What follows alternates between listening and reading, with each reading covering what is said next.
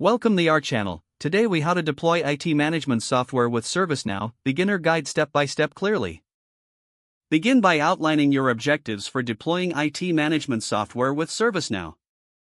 Identify the specific needs of your organization and how ServiceNow can fulfill those requirements. Gather a team of stakeholders, including IT staff, management, and end users, to discuss expectations. Set up a project timeline with clear milestones for the deployment process. Start by creating a ServiceNow instance if you haven't done so already. Access the ServiceNow website and follow the prompts to sign up for a free developer instance. Once your instance is ready, log in to the ServiceNow dashboard. Familiarize yourself with the user interface and basic features of the platform. Begin by defining the IT processes you want to manage, such as incident management, change management, and asset management. Use the built-in templates provided by ServiceNow to streamline the setup process. Customize the templates to better suit your organization's specific workflows and processes. Next, configure user roles and permissions for your team members. Determine who will have access to different features within ServiceNow. Import your existing data into the system, ensuring data accuracy and integrity.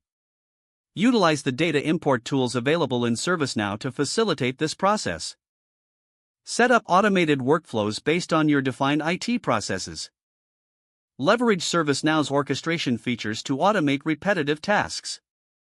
Begin testing the system with a smaller group of users to gather feedback.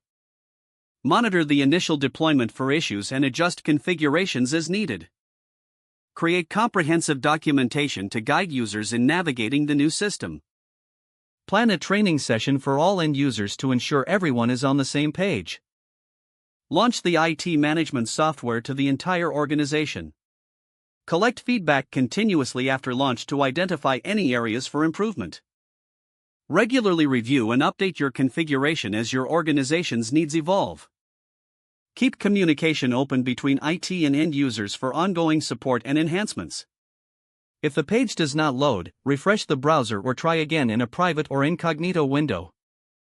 Make sure you are using the correct email address, then retype it carefully to avoid small typos. If your password is not accepted, use the reset option and create a new strong password you can remember. Don't forget to like this video and subscribe to our channel for more step-by-step tech guides.